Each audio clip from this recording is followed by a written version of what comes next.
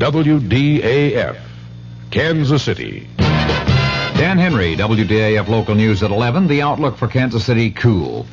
One party was fatally shot tonight in the armed robbery of a service station at 21st and Indiana in Kansas City, Missouri. Kansas City detectives are investigating and withholding the name of the victim pending notification of next of kin. Preliminary reports indicate there may have been no money taken in the hold-up attempt.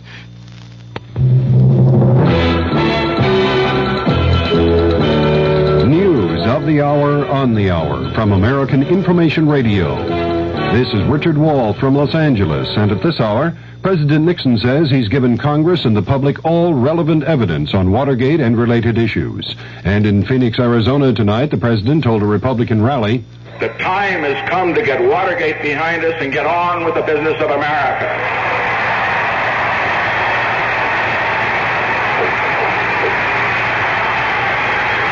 The time has come for the President and the Congress to devote their full attention to what you, the people of Arizona and America, think are of your great concerns. President Nixon was warmly received by the GOP crowd. In a broadcast taped in Phoenix earlier, Democratic Congressman Morris Udall of Arizona criticized the White House for sending transcripts rather than tapes to the House impeachment inquiry. That either the President has committed impeachable offenses and should be tried and removed from office, or he hasn't. And every day that goes by without delivery of all the evidence to Congress and to the special prosecutor drags this process out and hurts this country. Congressman Udall is the featured speaker at the Democrats' counter rally in Phoenix tonight. The vice president on the transcripts, that story coming up. Paper's full of those women again. They say they don't have equal opportunity. Ridiculous. I don't know, Bob. I'm beginning to see they may have something there. What do you mean? Your daughter Mary Jean's doing all right, isn't she? Oh, yeah, just great. She's finishing college with almost a straight A average. Cost me $15,000. Hey, she wants a job in publishing. Can I send her to see you? Sure. Always glad to have a bright, pretty girl like Mary Jean around. We'll start her in the typing pool. Typing pool? Good college, great grades, and a $15,000 diploma so she can be a typist? If she were a young man, would you say the same thing? Let's stop neglecting one of the greatest untapped resources we have, the young women of our country. They deserve the same breaks as young male graduates who often move into executive training jobs straight out of college. Stereotyping women constantly as office workers only is just not fair. Woman power, it's much too good to waste. This message sponsored by the Now Legal Defense and Education Fund. Vice President Gerald Ford has outlined his impressions of the transcripts released in answer to the House Judiciary Committee subpoena for tapes for the impeachment investigation. Correspondent Bill Zimmerman reports from Myrtle Beach, South Carolina. The Vice President told a news conference here in Myrtle Beach, South Carolina, that he has been disappointed at some of the talk and harsh language indicated by the edited White House transcripts. Said Ford, "You can't help but be a little disappointed in what you've seen and read." But overall, the Vice President said he still believes President Nixon is innocent of Watergate and its cover-up.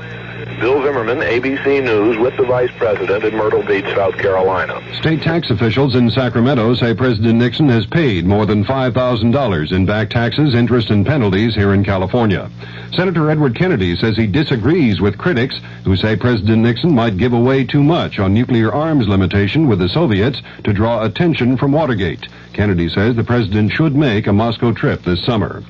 U.S. officials with Secretary of State Henry Kissinger in Damascus say there was some progress toward a disengagement agreement with Israel in Kissinger's talks with Syrian President Hafez Assad. But Reuters quotes sources in Damascus as saying there was no agreement by Assad and Kissinger on any point. In San Francisco, the FBI says it's believed that Patricia Hearst stayed in the Symbionese Liberation Army apartment raided last night. The FBI says the SLA apparently pulled out of the apartment about a week ago. 3 men have been arraigned in San Francisco on murder charges in the zebra killings. 4 others arrested in the zebra case were released for lack of evidence. Atomic Energy Commission officials say a cloud of radioactive gas has drifted off the South Carolina coast. The tritium gas was accidentally released from the AEC Savannah River plant. This is Information Radio News. From the Kurt Murr Sports Desk, the Kansas City Royals will be hosting the Yankees tomorrow and Sunday. Pistol Pete Maravich has signed with the NBA's new franchise in New Orleans. Kansas City's Tommy Watson is tied with Bruce Crampton in third place in the Byron Nelson Golf Classic in Dallas after the second round. And 23 horses are set to run tomorrow in the largest field yet in the Kentucky Derby. The Kansas City outlook fair and colder tonight with a chance for scattered light frost in low-lying areas, the low in the upper 30s generally, sunny and warmer tomorrow with a high near 70. Dan Henry, WDAF News. Mystery Theater presents...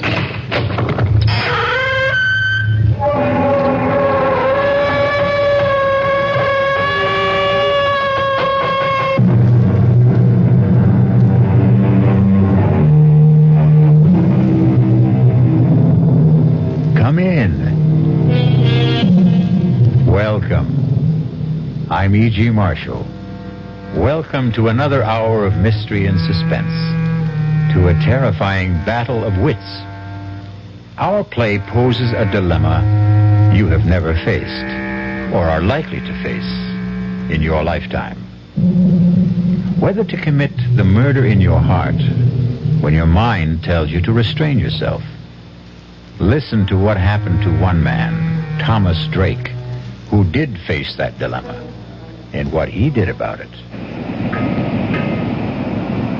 Professor Mallory, if you're a friend of Emery's, you've got to tell him to stay away from my wife. Really now, Drake, I don't like to interfere in the personal life of faculty You members. must. You must tell him, or I won't be responsible. I don't want to kill him. But I don't trust myself. Come now, Drake. Sensible people don't solve their marital problems like that. With murder.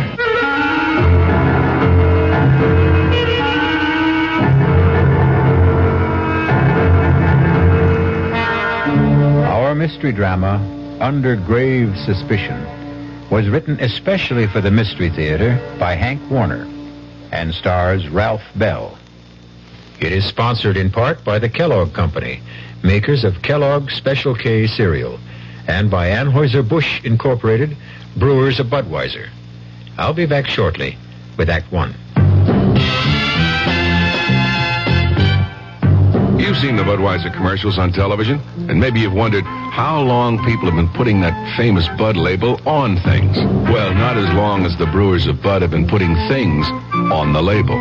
Things like a list of Bud's most important ingredients. Quote, brewed by our original process from the choicest hops, rice, and best barley malt. And things like the following statement. This is the famous Budweiser beer. We know of no brand produced by any other brewer which costs so much to brew and age. Our exclusive Beechwood aging produces a taste, a smoothness, and a drinkability you'll find in no other beer at any price. Unquote. Yes, brewing beer right does make a difference. Read the Bud label. Taste the king of beers, and you'll agree, when you say Budweiser, you've said it all. Anheuser-Busch, St. Louis. A, we're the action corps. C, we contribute more. T's for the teamwork of our crew. I, our ideals are high. Oh, oughtn't you apply? Means it's now that we need you. A, C, D, boy. We could go on all day. Oh. Here's why volunteers are needed right away. Action is Vista, the Peace Corps, RSVP, SCORE, and other volunteer programs that are helping people to help themselves. If you're trained in a skill or just have a little love to share, Action needs you. Yeah, baby. Action really needs you. Don't crawl under a rock. Get into action. Oh, yeah. This is a public service of this station and the Advertising Council.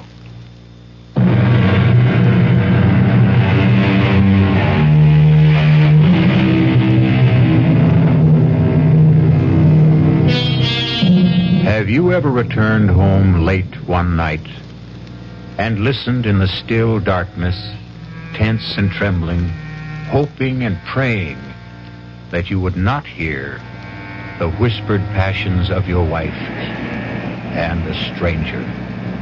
Fearful that you would not control a blinding fury to kill. That man getting out of the car on that dark dead-end road on the windswept bluff overlooking the desolate Long Island Sound beach, hurrying by cloud-veiled moonlight down the winding footpath through the scrub pines and brush to his isolated cottage, is Thomas Drake. Despondent, depressed. I should have telephoned, given us some warning that I'd be home a night earlier. But deep down I had the feeling that I still couldn't trust her. And I had to find out. I hurried towards the cottage, wondering why there were no lights on. Wondering whether she was asleep, alone, or with...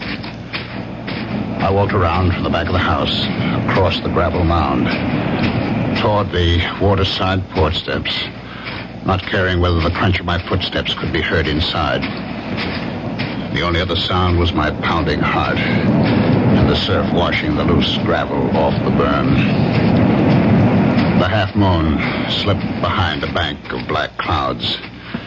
And in the darkness, I tripped over the shovel, left lying on the gravel. I kicked it away.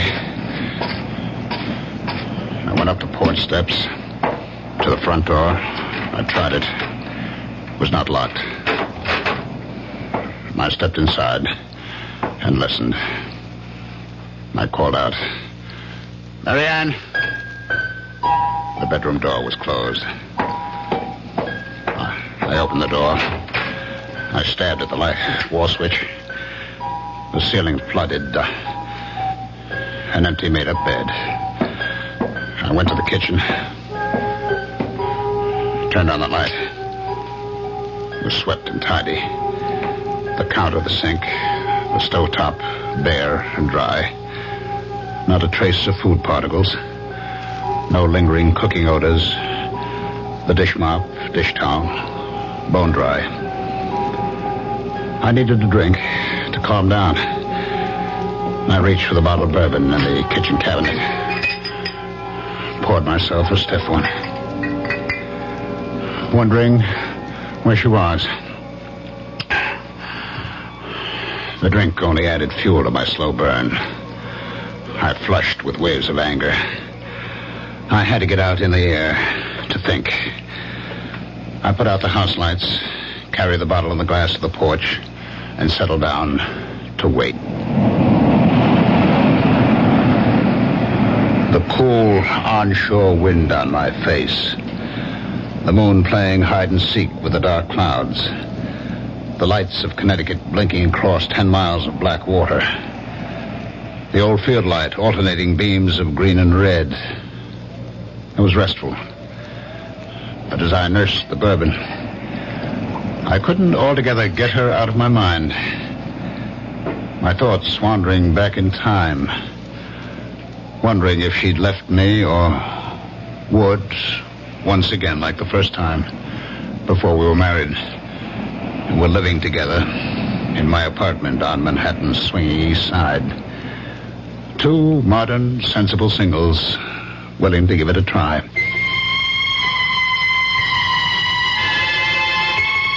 I had a job then. Good job. I was a vice president with electronics engineering. I got home that night. It was Friday night, about 8 o'clock. And as I let myself in...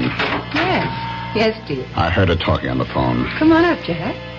Oh, ask the doorman to hold a cab. He just got home. Oh, who was that, Jack Harrison? Of course. Who else? You know, I'm getting tired of his hanging around. Why did you tell him to stop calling you? He didn't. I called him. You look so surprised, Thomas. You don't have the time anymore for anything but dear old electronics engineering. If you did phone me, you wouldn't be home for dinner, so I called him. There's a movie I want to see. That's the third time this week. Oh, I didn't know you were counting, darling.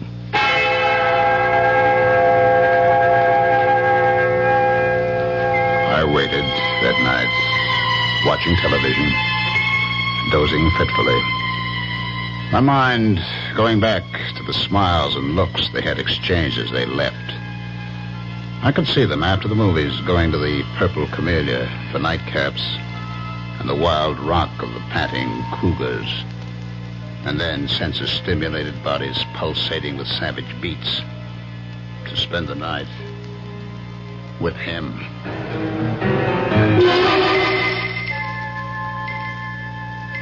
I was awakened from my sleep in the chair by the buzzing TV set. It was 4 o'clock. I fought off the idea of phoning her at Harrison's apartment. I had no one but myself to blame. We had agreed, like two sensible moderns, that there'd be no strings, that we'd be free to live our own lives. And for the first time, I admitted to myself I didn't want that freedom. By 10 o'clock that morning, I couldn't stand it. I phoned Harrison's apartment. There was no answer. I went down to the lobby reception desk to get the mail. It hadn't arrived yet. But the clerk handed me an unstamped envelope. My name and apartment number on it, in Mary Ann's handwriting. I tore it open.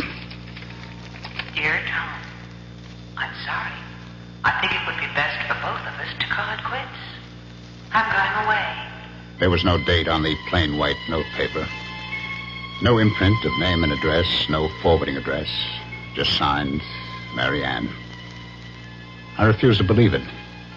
I hurried right back up to the apartment, to her bedroom closet. Her clothes were gone. I got through the day somehow, in a daze. But the next day, when I went out to get the Sunday paper and returned to the apartment, there she was, unpacking. I changed my mind. Let's have a drink. Want to tell me? There's not much to tell. He told me he has a wife, 3 children in Connecticut, that she won't let him go, so he couldn't marry me. Marry you? You want to get married?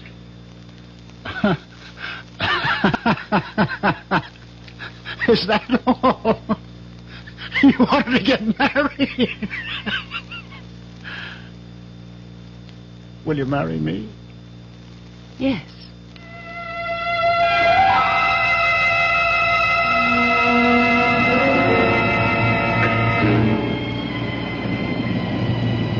Now, here I am, waiting once again. Like two sensible moderns, we adjusted to marriage. We seemed to be making a go of it. Until I lost my job and the cutbacks of government contracts. We subleased the apartment, moved to the cottage to make the rounds of electronic firms on Long Island.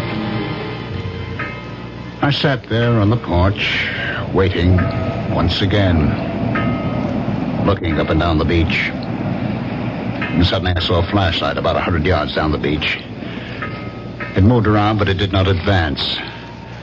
And then it went out. I listened.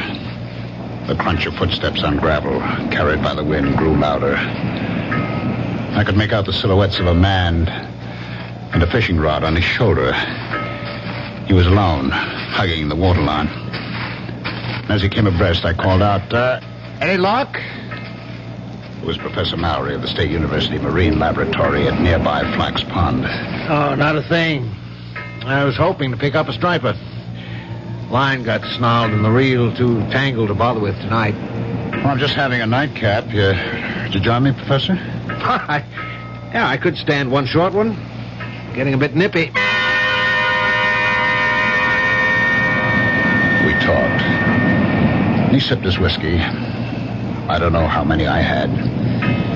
He talked about projects at the Marine Lab, the need for more state funds for research on wetlands, water pollution, erosion. He knew I was trying to get relocated. Had given me a letter to an executive at the Grumman plant. Hear anything from Grumman? No, not a thing. I've about exhausted the job possibilities on Long Island. I spent yesterday and today in New England. Well, thanks for the drink. I'm sure the job market will open up. Say hello to Mrs. Drake. Thanks again. Dr. Mallory. Yes? Would you do me a favor? Favor? Well, you're a friend of Emery, Richard Emery. I know you know him. But are you a friend of his? Well, he's one of several new young chaps doing postdoctorate work at the Marine Lab. It's a small group, and we're all more or less friendly. I mean, will he listen to you as a friend? Listen? Yes. Tell him to stay away from my wife. Well, Emery? Your wife? That's right. Don't ask me how I know. Little things, I know. I come home tonight. She's not home. I know. Well, it's a rather personal matter. I don't feel I have the right to meddle in the personal affairs of a faculty member. If he doesn't, I'll kill him. Now, Drake, don't talk like that. Sensible people don't solve such problems like that. That's what I always thought, but now... Look, Drake, if you don't mind my giving you some advice, why don't you just get a divorce? Or separation? You just tell Emery to stay away from her. You must tell her, Mallory. You must. I don't want to kill her, but I'm afraid. There'll be a breaking point. You tell him, Mallory, tell him. If you don't, you'll share the responsibility. Now, Tom, you're overwrought. You'll feel better in the morning. All right, I'll talk to Emery. Thanks. Good night, Tom.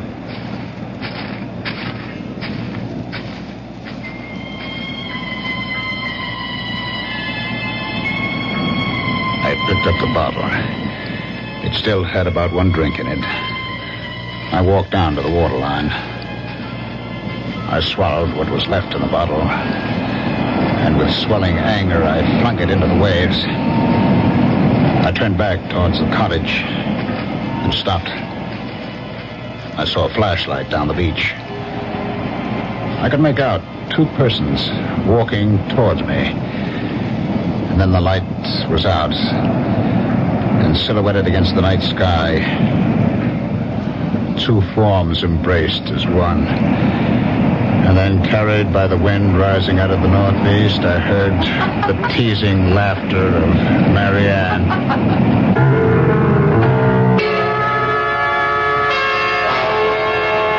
Well, there may be laughter in the wind, but for poor Tom, this is no time for levity. Wonder whether he knows that it's an ill wind and will blow him no good. I'll be back shortly with Act 2. Breakfast in the morning, Kellogg's has that wholesome taste to get you up and grinning. This is Jerry Coffer for Kellogg's Special K. You know, for years we've been talking about the Special K breakfast, a great way to start the day if you have a weight problem. You may have seen or heard our latest commercials, which symbolize the problem of being a few pounds overweight by using this ball and chain. That's the sound effect. But so many people have come to know the Special K breakfast that can help solve weight problems, they sometimes forget that Special K is America's favorite high-protein cereal. It has 8 essential vitamins and iron, and so delicious that lots of folks, kids as well as adults, eat Special K just for the sheer good taste of it. So we don't want you to think that you have to wear a ball and chain to eat Special K. All you need is an appreciation for the finer things of life, a 1-ounce bowl of Special K, 4 ounces of skim milk, tomato juice, coffee, and maybe a little sugar. The Special K breakfast can help you lose weight all by itself, but it really is a good start. Who knows how to help you solve your shopping problems? The Better Business Bureau knows. Wednesday, 10 o'clock. I'm back at the office working on the case when my secretary brings me the mail. Thanks, kid. The usual stuff. Then I see it. It's addressed to me, resident. Inside, a fake rabbit's foot. The pitch, a $2 donation or send back the rabbit's foot. My problem, what to do about it. I'll help you with good advice from the Better Business Bureau. Oh, yeah? Spill it. If you receive unordered merchandise in the mail, you are under no obligation to return it or pay for it. Thanks, pal. You're okay. Just another consumer tip from your Better Business Bureau.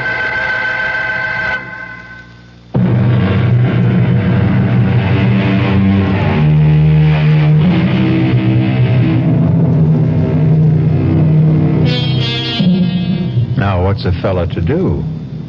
Poor Tom Drake is in the dark and all at sea, wondering where he ought to be or not to be. But let's not blow the man down. Just lend me your ears, and we'll listen.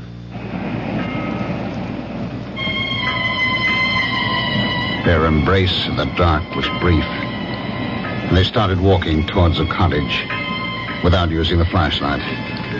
For a split second, I thought of walking towards them for a showdown. But Mallory's promise to talk to Emery made me put aside the impulse. I ducked behind a line of boulders that formed a breakwater above a high water line.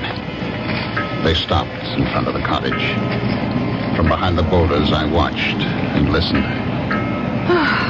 That was a good hike. Yeah. Let's go inside. Oh, let's sit out here for a while. It's such a beautiful night. I'd like a cigarette. Okay. He sat down beside her, struck a match, cupped it in his hands and held it to the cigarette in her lips. In the glow from the match flame, her face flushed, her eyes dreamy with desire. I knew I would never give her up. I'm going out to Montauk next week. It's a long Monday holiday weekend. How about coming with me? I'd love to, but I'll have to figure out some excuse to be away. Figure out? Well, that shouldn't be any problem. You're pretty clever about such things. I'll think of something. I couldn't help thinking she was pretty clever about such things. Like the night she went with that very clever Harrison leading her on. I'd never forget that Friday night.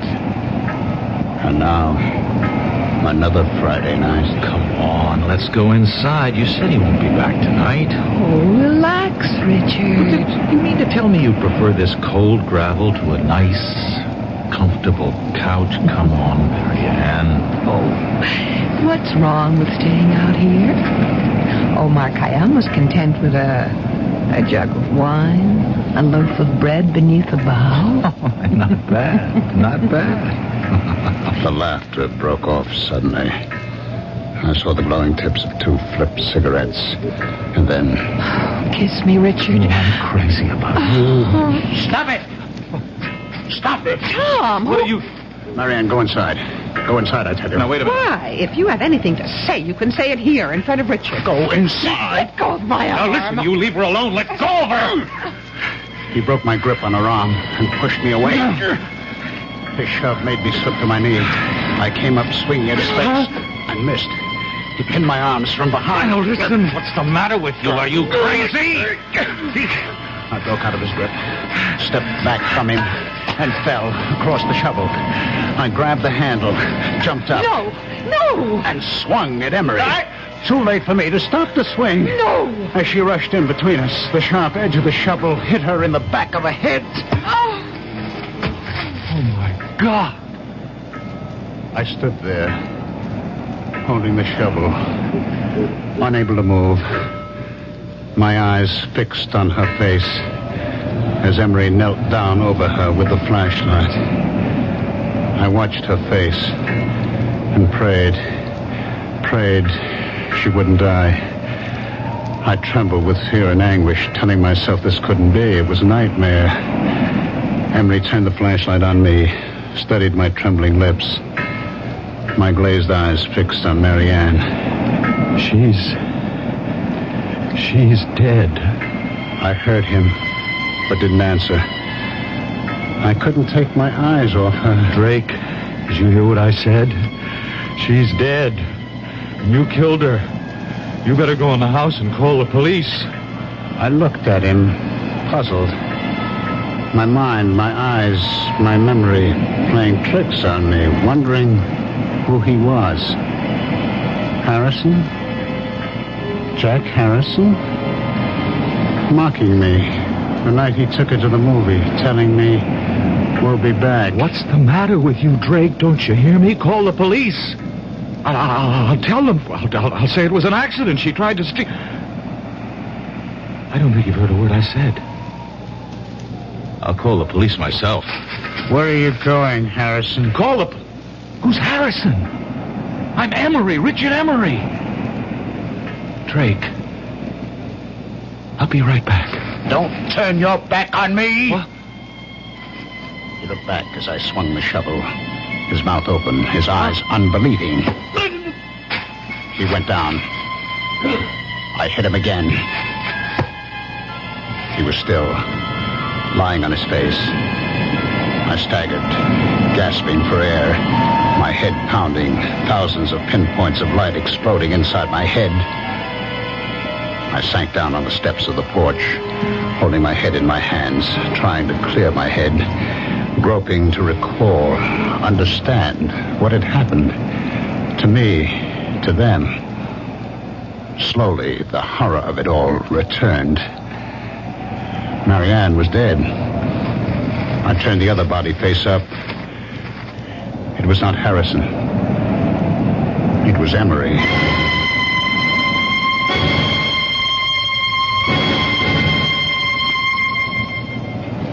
I don't know how long I sat there on the porch steps. Finally, I faced it. I decided to try to get rid of the bodies, bury them temporarily in the gravel berm. I'd have to get a small boat, that rowboat, in the woods just above the flood water line stored by one of these summer residents. I'd row the bodies out to the channel, weight them, drop them overboard on an outgoing tide. The strong current on the bottom of the channel would move them out to the sea. The loose gravel was only about 3 feet deep. It would be deep enough to hide them.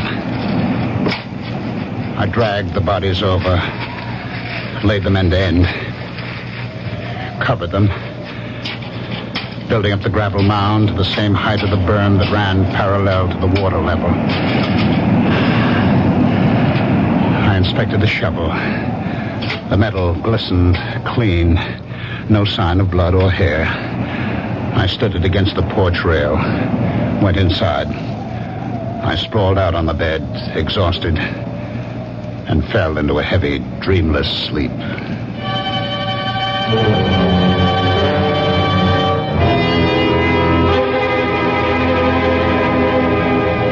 I woke up the next morning about an hour after sunrise. My mind clear, instantly aware of what had happened, what I had done. I jumped off the bed, went to the porch door, looked at the gravel graves on the burn. It looked natural, peaceful, like a cemetery. I knew what I had to do. I put on the coffee, showered, changed my clothes. Became aware that her clothes were still hanging in the closet. I got the old note she had left me on that weekend with Harrison. Read it over and over as I had my coffee on the kitchen counter. I turned on the radio for the weather. The Bureau reports Hurricane Gilda moving past Cape Hatteras, leaving a devastating I placed the note on the counter, carefully spilled a spoonful of coffee on the counter, wetting a large corner of the paper, and then blotted it with a paper towel. I knew I'd have to keep checking the weather, but first get rid of her clothes. I put them in a large plastic garbage bag. I knew I'd have to stay close to the cottage until I got rid of the bodies. Lay in a supply of food, so I drove to the supermarket, put the clothes into the collection bin of the Salvation Army on the parking lot. I did my shopping and was back in less than an hour. I went up to where the rowboat was on the bank of trees. It looked all right. Aluminum, light enough to drag. The oars were in it, and burlap fish bags, strong enough to hold the rocks I'd use for weights. I'd have to wait until dark to move the bodies. In the meantime, I could move the boat. It was a couple of 100 yards. I I placed the boat on top of the grave. By nightfall, the Coast Guard was sending out small craft warnings, and all through the night, I was glued to the radio for weather checks, feeling trapped, helpless to do what I had planned. I finally fell asleep on the couch.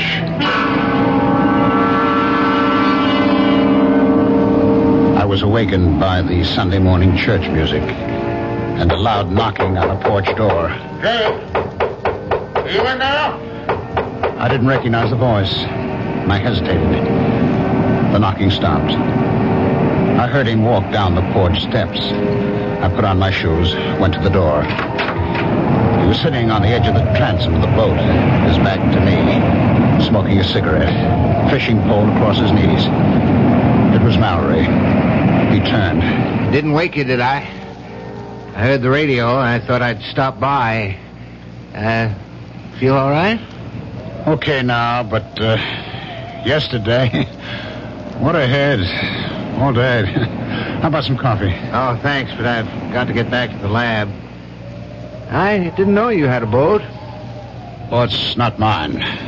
Belongs to the Johnsons. I saw a couple of kids dragging it out of the patch of trees up there. They ran when I started towards them. Thought I'd better keep it here for them. I guess it's safe enough here, unless we get that hurricane. I'd pull it up on higher ground if the weather gets worse and Gilda doesn't move out to sea. Well, I'm glad to see you feeling better. Dr. Mallory, did you get a chance to talk to Emery? No. Matter of fact, I haven't seen him. I stopped by his room Friday night after I left you. He wasn't in. I left a note to call me. I didn't hear from him all day Saturday. He wasn't in Saturday night. Not in his room this morning either. It's not like him to go off without a word. I've been thinking over, Dr. Mallory. It's no use talking to Emery. I can't keep it tied to me. She's left me. Oh, did she? I'm sorry. Perhaps for the best. Well, she didn't get home Friday night and left me a note. I found it in the kitchen Saturday morning. Is she leaving you for Emery? She didn't say. I see. Uh-huh. Well, I'm sorry, Drake. I really am.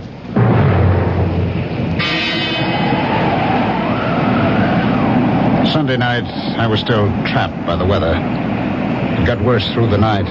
But the weather report said there still was a 50-50 chance that the hurricane would bypass Long Island.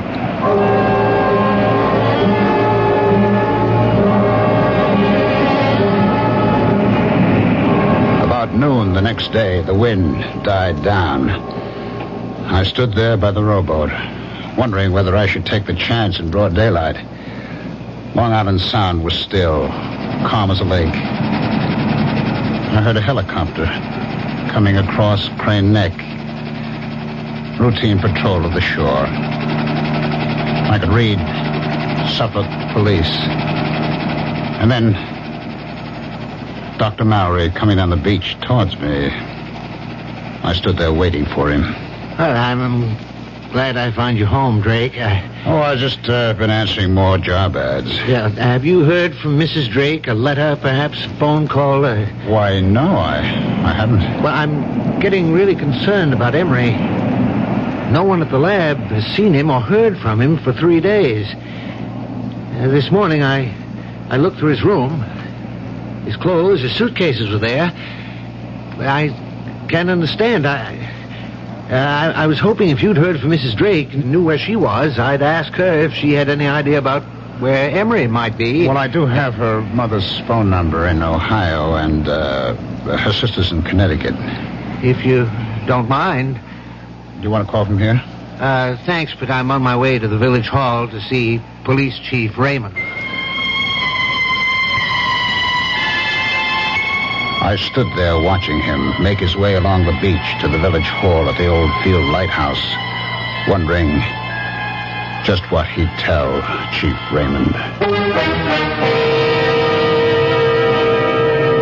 Well, You know what they say. The path of gory murder leads but to the grave. What do you suppose will happen to Tom Drake? Will he be like that comedian who murdered people with stolen jokes and was hanged by his wits' end? I'll be back shortly with Act 3. Hi, Ms. Goldilocks here. Professionally taste-testing diet drinks can be very difficult, but I've just had to bear with it. Then I found sugar-free Diet 7-Up. It doesn't taste like other diet drinks. It's fresh, light, natural, delicious. Sugar-free Diet 7-Up tastes so good that I've taste-tested it hundreds of times, and each time I've given it my seal of approval. Yes, this one's just right. You've finally made your gift list. Your neighbor's child is 2, your niece is 6, and nephew is 7. But before you go to the toy store, there's something else you should do. Write Toys, Washington, D.C., 20207 for a free booklet on toy safety.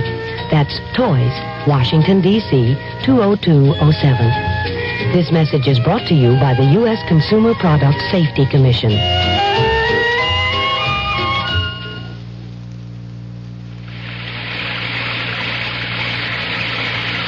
Sometimes a gentle rain in one place adds up to a raging torrent in another.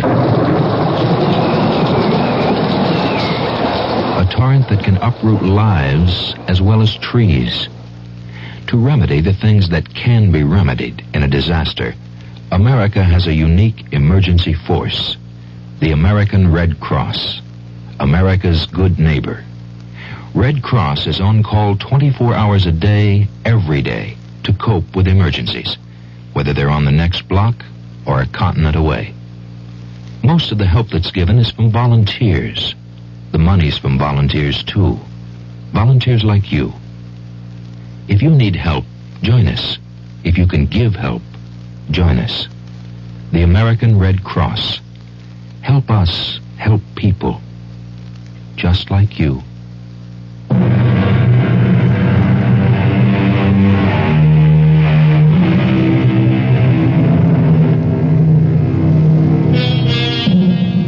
The lot of most policemen is not a happy one.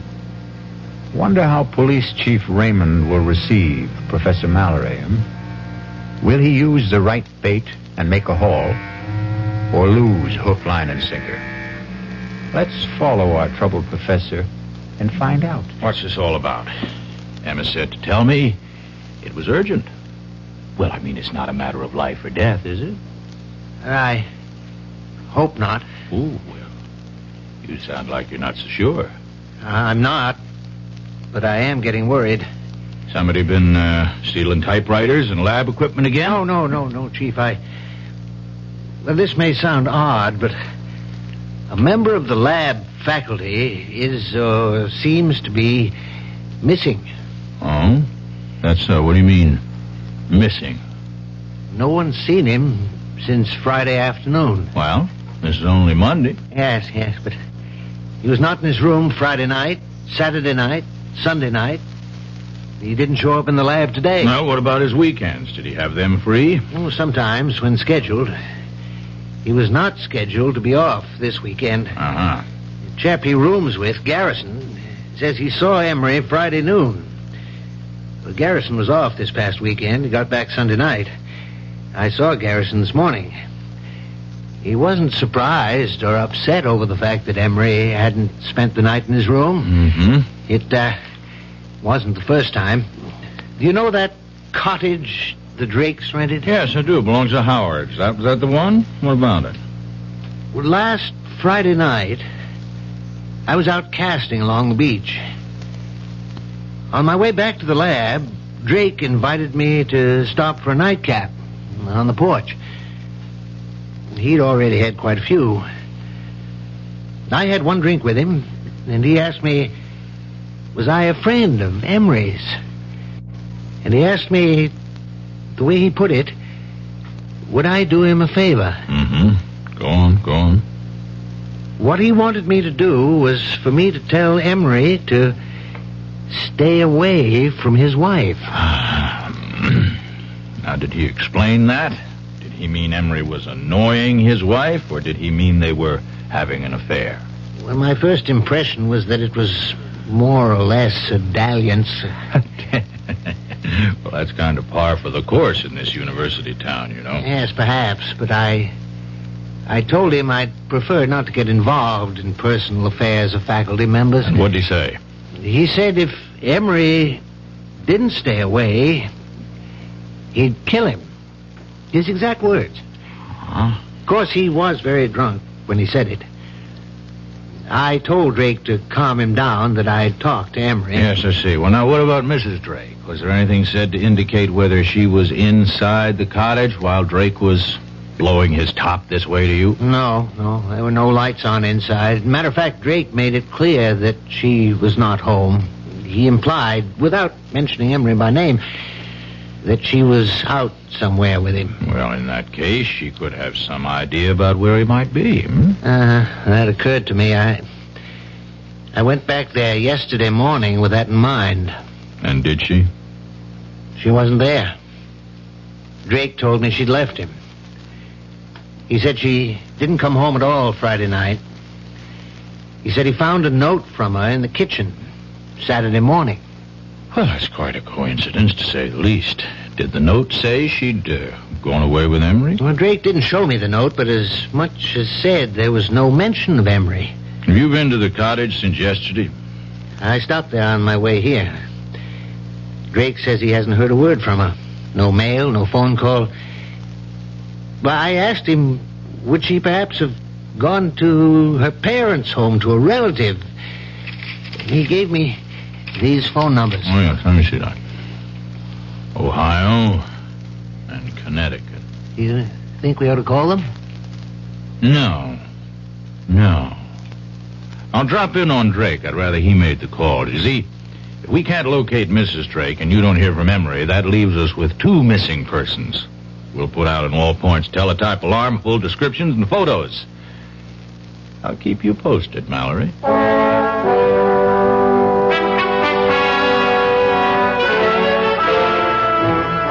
I'll come to the point, Drake. Mallory, Professor Mallory up at the Marine Lab, came to see me. And he's a bit worried about the absence of a faculty member, one Richard Emery. There's no use being delicate about this, Drake. From what he told me, it does look like Emery and your wife ran off together, doesn't it? Yes, it sure looks like it. Do you mind if I see that note she left you? Oh, no, not at all. It's on the kitchen counter where I found it. We went into the kitchen. He picked up the note, studied it carefully, looked at the back of the paper, felt the coffee stain. When did you, discover this note? Saturday morning. Well, that stain's some coffee spilled from my cup as I was reading it. Oh, I see. You mind if I, look around? Oh, go right ahead. I followed him into the bedroom. He looked through her dresser, the closet, the night table. Well, her clothes are gone, all right. I was looking for a letter she might have received from a friend or relative, inviting her for a visit for a few days or a week. I mean, did she mention such an invitation to you? No. Well, if she did get such a letter, she could have taken it with her. I mean, have you called her parents or her sister? Well, frankly, no. I was hoping I wouldn't have to do that, when she'd come back, or write or phone. Well, if they don't turn up in a week or two, we might perhaps go on the assumption that they're dead. You see? And start a search for their bodies. You don't think... Well, look, Chief, I was drunk when I told Mallory... No. I don't think you killed them. Of course not. What would you do with the bodies? Bury them out there? Let's not get morbid about this. You don't think I'm going to call out the tractors to scrape down the gravel, do you? Oh, by the way, how long are you planning to stay on here? A couple of weeks. All right, fine. Well, now keep in touch. I'll call you if anything develops. Phone me if you get a letter or a call from your wife. I followed him out. He looked at the rowboat, Study the sky. You know, I'd pull that little boat up higher beyond that low ground back of the house. I wouldn't be surprised if we get some of Hurricane Gilda before night's over. Better keep the radio set on the Coast Guard reports. I watched him go down the footpath across the low ground behind the cottage and then uphill to where his car was parked, top of the bluff. It was not till he was out of sight that I stopped sweating.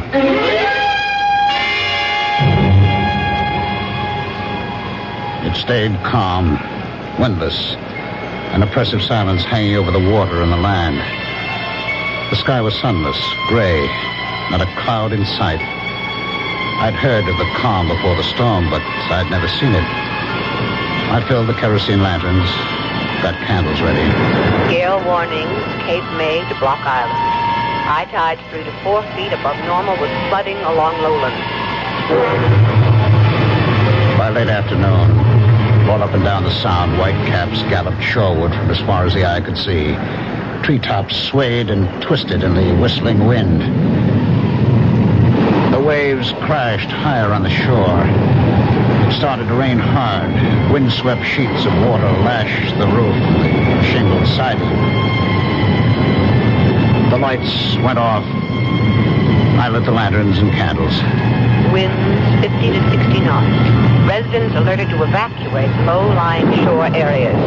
The door banged open, and the wind picked up the rowboat, sent it rolling side over side across the low ground behind the house. I stood with a lantern on the gravel berm, watching the waves inching closer, lapping the foot of the gravel mound, loosening gravel in the backwash. And then I heard the phone ringing. I went to it, picked it up, still watching through the open door, the waves breaking over the gravel. Hello? Hello, Drake. This is Police Chief Raymond. What the hell are you still doing out there? Didn't you hear the evacuation alerts? Oh, the phone fell out of my hand. I saw waves crashing over the grave and ran out. Now, Drake, you listen to me carefully. There's been a breach in the shore about a quarter mile down the beach. Get the hell out of there. You'll be cut off. You hear me? Are you there? Hello? Hello? I must have gone dead, that idiot. Well, better get going for the motorboat.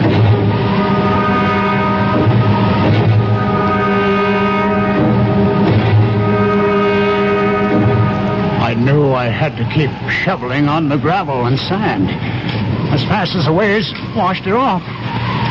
But for every shovelful I threw on the grave, the waves washed off too. I lost track of time. I knew I had to keep at it to keep the grave covered.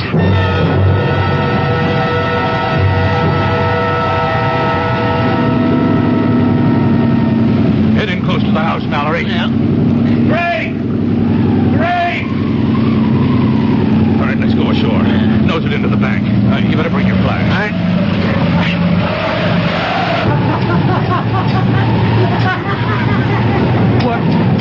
What the hell is he doing? No! No! You can't come back! Never, Harrison! Never! God of mercy. It's Emery. Well, I better get him over to the Riverhead Prison Hospital. Tide will be going out in a little while. Let's put this rope around the ankles and secure it to the porch. Mallory, you stay here till the county police and the coroner get here.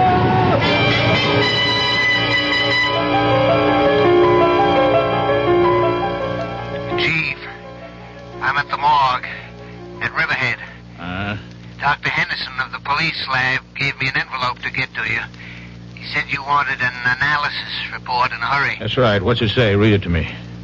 It says, the coffee stain is less than a week old.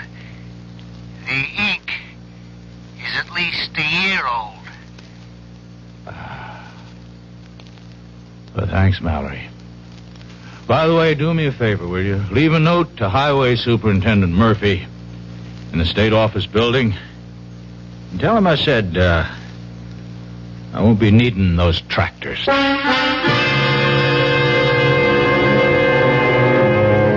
Well, imagine. What do you think of that police chief? Isn't he the fishy character? Anyhow, we didn't have to scrape bottom. I'll be back shortly. Hello, this is Goldilocks. It seems like only yesterday that I was a little girl tasting porridge. You know, this one's too hot. This one's too cold. And now I conduct taste tests on diet drinks. And there's one I must tell you about. Sugar-free Diet 7-Up. It has a fresh, natural, delicious taste. It drives my taste-o-meter crazy. Sugar-free Diet 7-Up. This one's just right. Answer on. I'm building a kite out of tissue paper, and it's beginning to rain. What do I need? Umbrella or plastic kite. Answer on. How many children are born with birth defects? 250,000 a year in the United States. What's being done? The March of Dimes supports research, medical service, and public education programs. How can I help? Answer on. Like me, the March of Dimes needs money for answers. Give to the March of Dimes.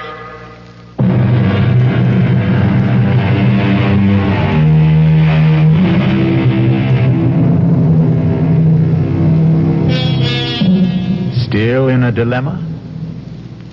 We hope you never have to face it. We can offer some advice, though. When you are uptight about any matter, nothing like settling down at your radio and letting the cares of the day slip away as your mind and ears carry you off on a relaxing journey of mystery adventure. Our cast included Ralph Bell, Patricia Wheel, Robert Dryden, and William Redfield. The entire production was under the direction of Hyman Brown. And now, a preview of our next tale. No, I want to know. Well, I'm afraid he had the head impaled on a pike and left to wither on the battlements. The body, of course, was interred. Oh, my God. Oh, nasty types they were in those days. How old was she? Oh, see, I think I remember. Oh, yes, 24. Just my age. So young to die and be buried forever. Oh, well, the legend is, of course, that she hasn't been. You mean she haunts? Oh, rather. She was quite a horsewoman, history tells us. And any night, but particularly when the moon is full, she rides the grounds, searching for her lost head. Radio Mystery Theater was sponsored in part by new sugar-free Diet 7-Up. This is E.G. Marshall inviting you to return to our Mystery Theater for another adventure in the macabre. Until next time, pleasant dreams.